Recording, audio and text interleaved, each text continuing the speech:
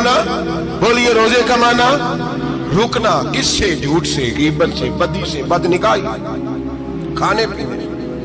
रोजा किस पे फर्ज है? अमीरों पे कि गरीबों पे?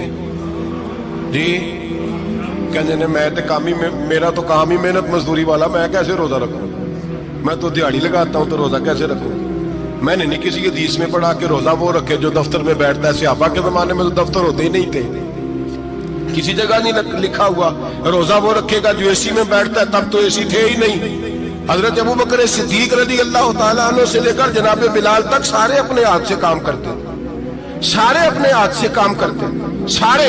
हजरत उमर फारूक रज़ी अल्लाह तआला अन्हु खलीफा वक्त होने के बावजूद माले गनीमत के ऊंट चढ़ने जाते थे तो चरागाह में छोड़ने में जाते थे, लेने भी आते थे वापस। सारे लोग अपने हाथों से मुशक्कत वाले काम करते। हजरत बिलाल मजदूरी करते, सलमान फारसी मजदूरी करते, मिकदाद मजदूरी करते, सहाबा मजदूरियां करते, रोजे रखते। और रमजान के जाने का वक्त होता तो दर रसूल पे खड़े होकर अर्ज करते, महबूबा दिल नहीं भरा, दिल करता है कभी रब सारा साल ही रोजे अता करे, सारा साल रमजान दे तो हम सारा साल रोजे रखने को तैयार है। जज्बा था, ताकत थी, हिम्मत थी। आज नौजवान लड़का है, कहता है मुझसे भूख बर्दाश्त नहीं होती। मेरे भाई रब बीमारी ला देना, अल्लाह से दुआ मांगे, अल्लाह शिफाए अता फरमाए, और दुआ करें अल्लाह आजमाइश से महफूज फरमाए। आप यकीन करें, मैंने लोगों को देखा है हलक से कतरा नहीं उतरता, खुराक की नाली लगी हुई है, आला ग़िज़ाएं पकी हुई पड़ी है। अर्श का मालिक कहता है मैं तेरे हलक से गुजरने नहीं दूंगा, कानून बन गया। मैंने देखा है ड्रिप पे लोग जिंदा है, बोतल लगी हुई है ग्लूकोज की, गुजारा चल रहा, आला ग़िज़ाएं पड़ी हैं, लाखों रुपया तिजोरी में पड़ा है। मालिक कहता है तू नहीं खा सकता, तो वो खाने नहीं देता, नहीं खाने देता। वो कहता चल तू मेरी मर्जी पे चल ना, एक महीना मेरे कहने पे ना खा, एक महीना मेरे कहने पे ना खा, तो या अल्लाह तू क्या करेगा? फरमाया सौमु तसव्वु, मेरे नबी पाक ने फरमाया तुम रोजे रखो, अल्लाह तुम्हें सेहत अता फरमा देगा, अल्लाह तंदुरुस्तियां दे देगा, शिफाएं दे देगा। तुम रोजे रखो, अल्लाह तुम्हें, सुभान अल्लाह, अल्लाह तुम्हें, अल्लाह ताकत देता है, हिम्मत देता है, अल्लाह हिम्मत देता है। मैंने देखा है, मैंने बुजुर्गों को देखा है, ज़ईफ लोगों को देखा है, कमजोर लोगों को देखा है, मैंने देखा है रोजे रखते हुए, मजदूरों को देखा है रोजे रखते हुए। मैं अपने अब्बा जी को कहता, अब्बा जी इतनी सख्त गर्मी और मजदूरी आप करते और मजदूरी के आलम में रोजा रखते, तो कहते पुत्र रोजा की आंदा है, रोजा कदों को जाता है? रोजा अपनी जगह ते, मजदूरी अपनी जगह होती। और कई दफा मैनू फरमान लगे, मैनू यार समझ कोई नहीं लगती, पता नहीं रोजिया चला ताकत कितों दे छड़दा है, इन्नी ज्यादा काम भी ज्यादा करीदा है, ते रोजा भी रख। भाई सौमु तसव्वु, मेरे मुस्तफा ने फरमाया तो रोजा रख, अल्लाह तुझे सेहत अता फरमा देगा। रब ताला तुझे, यहाँ होटल खुले हुए हैं, यहाँ अजीब हालात है, होटल खुले हुए हैं, लोग बहाने ढूंढते फिरते हैं, कहते हैं कट लग गया था, जरा थोड़ा सा खून निकल आया, शनि प्लास लगाई है तो रोजा नहीं रखा, ये जरा मुझे थोड़ी दिक्कत हो गया तो मैंने रोजा नहीं रखा, खांसी लग गई है तो रोजा नहीं रखा। ओ खुदा के बंदे, रोजा तो नेमत है। और सुभान अल्लाह, मेरे नबी पाक ने फरमाया लिकुल्ल शैइन ज़कात व ज़कातुल जसद सौम, फरमाया हर शय की ज़कात होती है, वजूद की ज़कात रोजा है। रोजे रखो, जिस्म की ज़कात निकल जाएगी। फाका करना भी मेरे नबी पाक की सुन्नत है, मिसवाक करना भी सुन्नत है, और फाका करना भी। मिसवाक वाली सुन्नत ज्यादा अपनाते हैं लोग, फाका करना भी नबी पाक की सुन्नत है।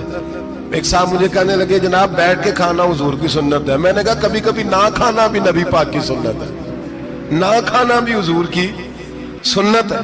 ओ साहब, मेरे नबी पाक अलैहिस्सलाम ने फरमाया काफर 7 आंतों से खाता है, 7 आंतों से, और फरमाया मेरा मोमिन 1 आंत से खाता है।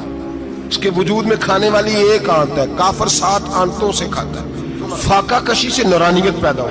ये भी वक्त आएगा रमजान शरीफ का, सवेरे दर्स पे आओ कहते नींद बड़ी आती है, सवेरे 2 सिपारे पढ़ के सोया करो कहते साहब नींद बड़ी आती है। फजर के बाद ही तो वक्त होता है अल्लाह अल्लाह करने का, शहरी का, खाते जा रहे सो। लोग जमात से नमाज नहीं पढ़ते सो जाते, जमात का सवाब छोड़ के सो जाएंगे। भाई रमजान मुबारक में फाका कशी की ट्रेनिंग होती है, फाका कशी की तरबियत ले, रमजान में रोके अपने आप को, तरबियत होगी। और हमारे सूफिया फरमाते हैं जो ज्यादा खाता है उसका नफ्स اس کو زیادہ پہ مائل کرتا ہے، خواہشات نفس پیدا ہوتی ہیں۔ میرے نبی پاک علیہ السلام نے جوانوں کو حکم دیا ہے، یا معاشر الشباب، او جوانوں، یا رسول اللہ کیا حکم ہے؟ فرمایا یا نکاح کر لو اگر طاقت ہے، نہیں طاقت تو روزے رکھو۔ حضور روزے سے کیا ہوگا؟ فرمایا تمہارا نفس کچلا جائے گا، شیطان وسوسہ اندوزی نہیں کرے گا۔ آج نوجوان بڑھ بڑھ کے کھاتا ہے، بہت زیادہ کھاتا ہے، کبھی اس ہوٹل سے کھاتا ہے، کبھی اس ہوٹل سے کھاتا ہے۔ اتنا زیادہ کھائیں گے تو نفسانی قوتیں اچھل کر کے آئیں گے، مشکل ہو جائے گا۔ شادیاں دیر سے ہوتی ہیں، ماں باپ آنکھیں بند کر کے بیٹھے ہوئے ہیں۔ اگر ماں باپ کی ذمہ داری ہو اور ماں باپ نکاح نہ کرے تو نبی پاک نے فرمایا بچے گناہ کریں گے تو جتنا گناہ بچے کو اتنا باپ کو بھی ہوگا۔ تو ماں باپ چپ ہیں، دوسرا شادی مشکل بڑی ہے، مہنگی بڑی، اور تیسرا نہیں کر رہے کچھ لوگ تو روزے بھی نہیں رکھ رہے۔ تو رمضان ان کے لیے بھی وقت ہے، نفسانی قوتیں کچلی جائیں گی۔ کھانا جتنا کم کھایا جائے گا اتنا وجود کے اندر نفسانی خواہشات کم پیدا ہوں گی۔ تو رمضان تو پریکٹس ہے مجاہدے کی، دین کی۔ اور دوسرا میرے حبیب پاک صلی اللہ علیہ وسلم نے فرمایا ہے، حضور فرماتے ہیں کہ رمضان اور قرآن کا آپس میں رشتہ ہے۔ قرآن پاک کتنا پڑھنا چاہیے روزانہ؟ زیادہ سے اللہ جزا دے، امید ہے آپ زیادہ سے زیادہ ہی پڑھتے ہوں گے۔ بھائی سنیں، حدیث مبارکہ میں نبی پاک نے فرمایا رمضان اور قرآن دونوں مل کے نا، بڑی پیاری حدیث ہے، فرمایا دونوں مل کے اللہ کی بارگاہ میں میری امت کی سفارش کریں گے۔ رمضان اور اللہ اکبر، کس طرح؟ نبی پاک فرماتے ہیں رمضان کہے گا اے اللہ دن کے وقت میں نے اسے تیری رضا کے لیے کھانے پینے سے باز رکھا، اور قرآن کہے گا یا اللہ رات کو تیری رضا کے لیے کھڑا ہو کے یہ قرآن سنتا۔ رمضان اور قرآن دونوں سفارش کریں گے۔ ہم نا بڑا کچھ پڑھتے ہیں، سنتے ہیں، سیکھتے ہیں، اب یقین کریں یہ کھاتے بھائی کا بھائی سے اختلاف ہو جائے نا تو وہ 30 سال پرانے کھاتے کھول کے لے آتا ہے، ساری رات ڈھونڈتا ہے کہ میرے پیسے کہاں سے نکلتے ہیں، پڑھ لیتا ہے۔ قرآن پاک کی باری آتی ہے تو نہیں پڑھتے قرآن پاک۔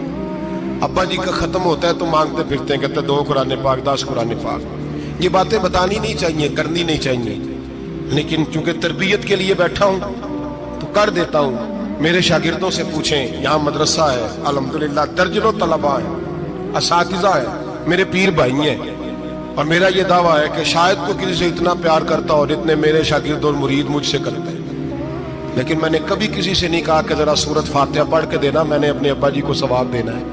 پوچھ لیں کسی سے نہیں کبھی کہا، کبھی نہیں میں نے کہا کہ ذرا مجھے تھوڑا سا قرآن پڑھ دیں۔ میں اس کو ناجائز نہیں کہتا، پڑھوانا چاہیے، لیکن میں اپنے والدین کے لیے کبھی سوال نہیں کرتا کہ مجھے ذرا پڑھ کے دو، میں نے بخشنا ہے، اس لیے کہ میں نے ذاتی طور پہ روٹین بنائی ہے۔ میں سمجھتا ہوں کہ کائنات کے اندر میرے اوپر جن لوگوں نے احسان کیے ان میں سب سے زیادہ حصہ میرے ماں باپ کا ہے۔ میں سمجھتا ہوں اس بات، کتنا نالائق ہوں میں کہ میں 1 مہینے میں ایک قرآن پاک بھی پڑھ کے ان کی روح کو احسان نہیں کر سکتا۔ میرا یہ طریقہ ہے ذاتی، میں قدغن نہیں لگاتا، میرا ذاتی طریقہ یہ، الحمد سے شروع کرو اور 2 سورتیں چھوڑ کے قرآن پاک ختم کر دو آخری، اور پھر فلق اور ناس صورتیں ساتھ لے جاؤ۔ یہاں بیٹھ کے سالے ثواب نہیں کرنا، ختم نہیں دلانا، ساتھ لے جاؤ، قبر پہ کھڑے ہو جاؤ اور فلق اور ناس صورتیں قبر پہ بیٹھ کے تلاوت کرو، اور جو قرآن مجید پڑھا ہے ان کی روح کو وہاں احسال کرو۔ او بھائی، اولاد جب ماں باپ کے لیے پڑھتی ہے تو اسے کہنا نہیں پڑتا اللہ بخش دے، اس لیے کہ اولاد کی نیکیاں خود بخود ماں باپ کے کھاتے میں جمع ہوتی ہیں، خود نیکیاں جمع ہوتی ہیں۔ میرے بھائی تو بچوں سے یہ تو مطالبہ کرتا ہے کہ بیٹا اس سال رمضان المبارک میں میرے لیے ستو ضرور بنانا، فلانی چٹنی ضرور تیار کرنا، یہ کیوں نہیں کہتا بیوی سے کہ ڈشیں کم بنانا؟ تو بھی بیٹھ کے قرآن پاک پڑھ، میں بھی قرآن پاک پڑھتا ہوں۔ ادھر آؤ بیٹا، یہاں بیٹھ کے تلاوت کرو، میں بھی کرتا ہوں۔ بیٹی ادھر آؤ بیٹھ کے قرآن پاک پڑھو۔ کتنا وقت لگتا ہے؟ حافظ اور قاری اور علماء اگر پڑھے تو 20-25 منٹ لگتے ہیں قرآن پاک کا سپارہ پڑھنے، اور اٹک اٹک کے پڑھنے والا بھی پڑھے تو 1 گھنٹہ لگ جائے گا۔ اور میرے نبی پاک صلی اللہ علیہ وسلم نے فرمایا جو قرآن پڑھتے ہوئے اٹکتا ہے اللہ اسے ڈبل ثواب عطا فرماتا ہے۔